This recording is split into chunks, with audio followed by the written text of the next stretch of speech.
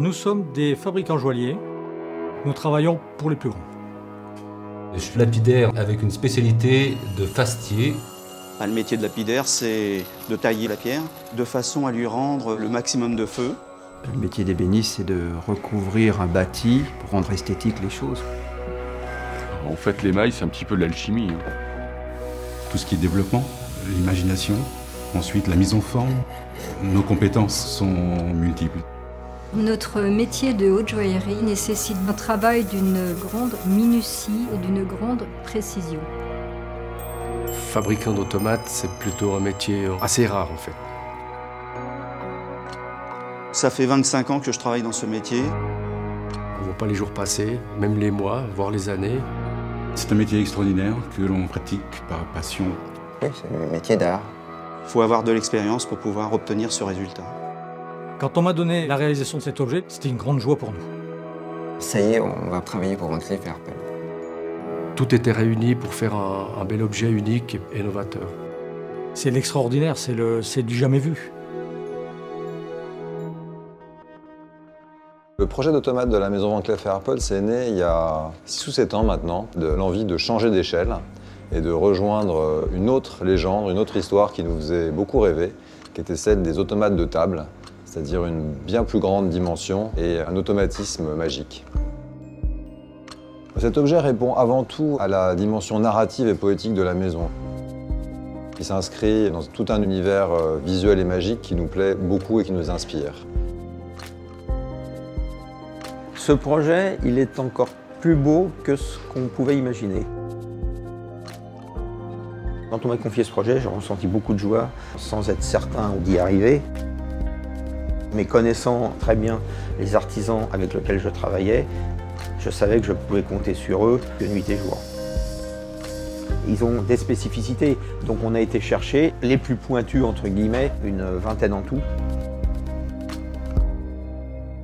Dans le projet de Van Cleef & Arpels, il y a un dialogue, parce qu'un automate, c'est pas juste un objet qu'on remonte, qui bouge. J'essaie de donner une histoire à l'objet. Au niveau de la joaillerie, de loin, c'est la pièce la plus complexe que j'ai jamais faite. Je pense que la première qualité qu'il faut avoir, c'est de la patience. Pouvoir travailler avec des gens qui sont à la pointe de la joaillerie, c'est une belle récompense. Il y a de la collaboration, il y a des échanges, c'est motivant. Ça ajoute un petit peu plus de piment à l'aventure. Notre rôle était d'émailler les pièces métalliques, de la feuille de nénuphar et puis des pétales, et les ailes de la fée.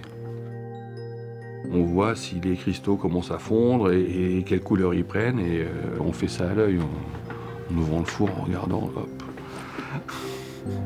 Là, on arrive à avoir des nuances proches du naturel. J'ai été contacté par Van Cleef & Arpels pour faster la tête de la fée. Je dois être pratiquement le seul à travailler sur des établis aussi anciens. On a une relation bien plus sensuelle avec la pierre. C'est la pierre qui, au fur et à mesure, va me donner ses propres réactions. Dans quelque chose de mécanique, il faut arriver à donner une âme, un regard, de lui donner une vie. Parce que je crois que je lui donne une vie à cette pierre et à cette fée. Je pense sincèrement que c'est le travail le plus difficile qu'un lapidaire puisse avoir réalisé. Nous avons fait la sculpture, donné des proportions exactes à la fée. C'est du travail artistique à très haut niveau, sans modèle. La technicité employée pour animer cette petite fée a été assez difficile aussi. La réalisation des pétales, c'était une épreuve assez douloureuse. Nous avons été obligés de les confectionner entièrement à la main. C'est une prouesse, c'est un travail à l'ancienne. C'est passionnant d'être confronté à tous ces problèmes et de solutionner ça au fil du temps avec les différents artisans. On a des pièces qui sont techniquement et esthétiquement fabuleuses.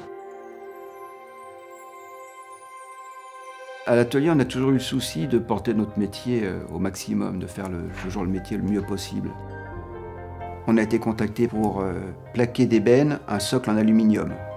L'ébène est un bois agréable à travailler, mais un bois fragile et assez cassant. Le collage de cette pièce n'est pas un collage classique. La prise de risque est assez importante. Il fallait un vernis qui mette en valeur le bois sans nuire à la joaillerie, donc satiné, un petit peu plus brillant que d'ordinaire. Donc là, on n'a pas le droit à l'erreur, parce que c'est irréversible. Je dirais que toutes les pièces chez Van Cleef sont des défis. Celle-là en particulier à cause du système, parce que ça bouge. On part d'un gouaché, de la coccinelle, qu'il va falloir mettre en volume. C'est un travail de modeleur. C'est un travail assez intéressant, c'est le plus intéressant d'entre tous d'ailleurs. Cette coccinelle servira d'aiguille pour cet automate extraordinaire.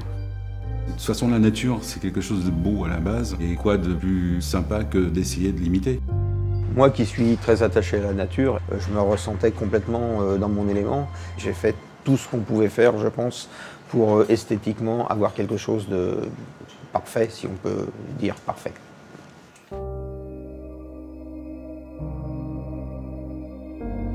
Elle est exceptionnelle, cette petite coccinelle, dans le sens où c'est un petit objet qui est minuscule, avec de très grosses pierres. Nous devons les suifer. La pierre suifée est une pierre dont il n'y a aucune facette. On l'arrondit à la main, on la polit à la main, et elle devient lisse comme un bonbon. C'est une difficulté particulière parce que nous faisons tout à l'œil, comme ça, sans repère. Nous avons travaillé ce papillon sous forme de dentelle avec un maximum de légèreté, une transparence. On ne voit que de la matière brillante et des diamants. Nous avons l'habitude de réaliser des papillons pour la maison Van Cleef & Arpels, mais c'est la première fois que nous le réalisons en mouvement. On a recherché un système qui a permis de créer un battement d'ailes complètement aléatoire à l'image d'un vrai papillon. La matière exceptionnelle qui est l'opale est très difficile à travailler, particulièrement friable, et le papillon se métamorphose. C'est un travail d'équipe sur plusieurs mois de recherche et d'aventure et qui finalise ce rêve en réalité. Aujourd'hui, Van Cleef & Arpels prend le temps de faire des choses qui ne se font plus.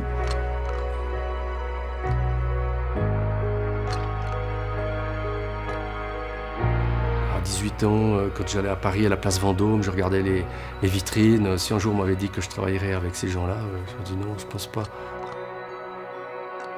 On aimerait qu'on se dise au revoir et à la prochaine pièce. Quand on voit cette pièce finie, on ressent avant tout un émerveillement enfantin, une magie, c'est vraiment une émotion. Évidemment, on ressent aussi une grande fierté d'avoir réalisé en pas mal d'années un projet aussi complexe et dont on pense qu'il s'inscrira dans l'histoire des grands automates et qui fera date.